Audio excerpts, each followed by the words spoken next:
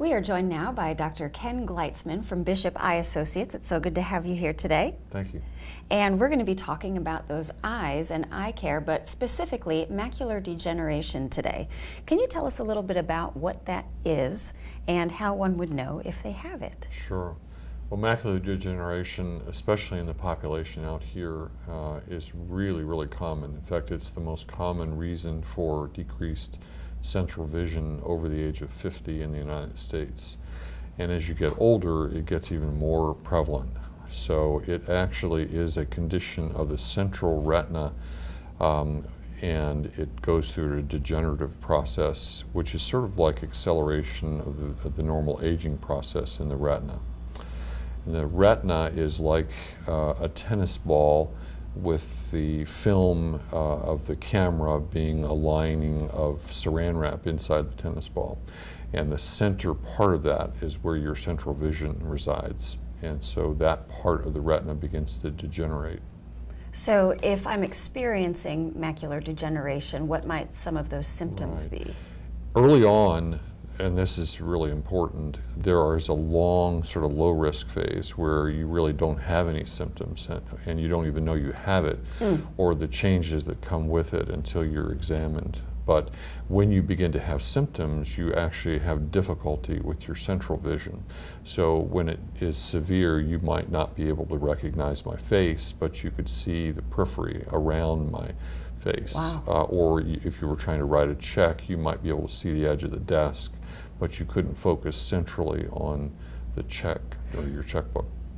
So is it something that, are there always the same steps to it that as you degenerate, or? Yeah, that's a good question. Actually, there are two basic kinds. 90% of the people who have it have what we call the dry type, and the dry type is very slow, typically very slowly degenerative, and so you might have changes that occur over years. The wet type can be acute, it can happen overnight. Essentially, usually in the dry type, there is a change that occurs, and there's a leaking blood vessel underneath the retina that can acutely cause an accumulation of blood and fluid, and that gives you a distortion of your central vision.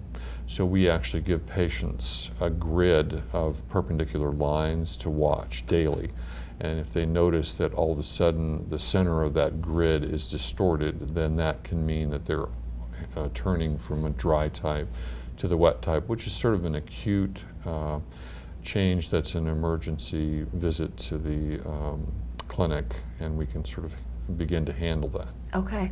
So if I'm experiencing, or if anyone's experiencing macular degeneration, how does it exactly affect the vision? If you can kind of go into that a little bit more. So again, you can have, if you have the typical dry type, you have no symptoms for a long period of time, years.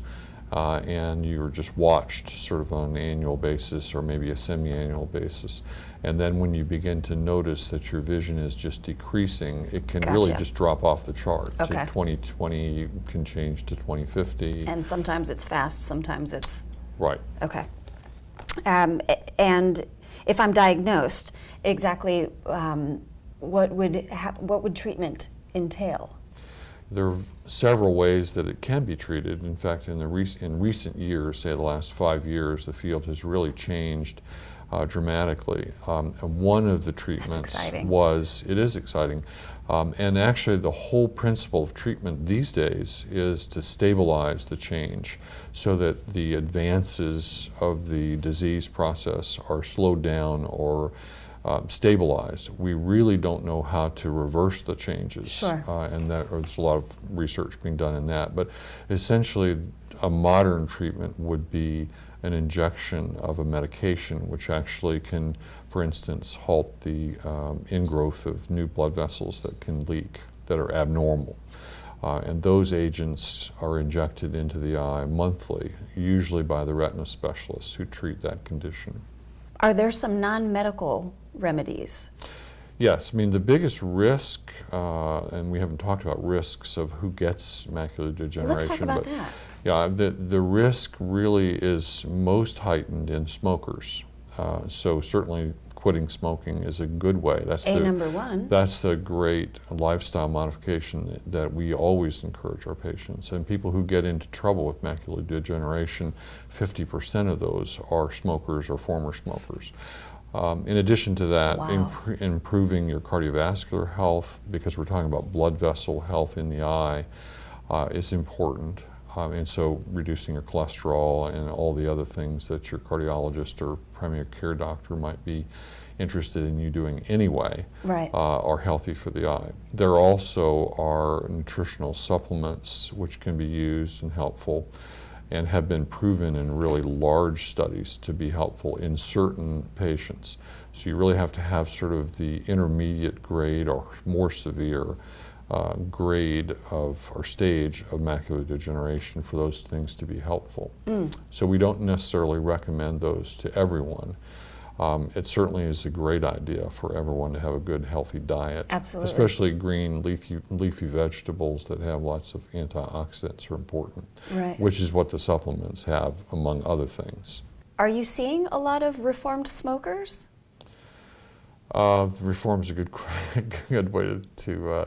Well, it was, I mean, earlier on, say it. there was just not a whole lot known about how bad smoking could be. Yeah, you know? and now it is what we call a comorbidity in most diseases that we treat. It doesn't matter what kind of physician you are, but smoking certainly is a high risk. But yes, we have lots, and it was so common in yesteryear that, yeah, smoking is, we have lots of former smokers. Because, I mean, we have so many people, everyone here just has such an incredibly healthy lifestyle, incredibly active lifestyle. But, you know, when you have the opportunity to start living life when you're not stuck behind the desk, or when, you know, when your life changes after you retire and you can start sort of living again, some of these changes have taken place.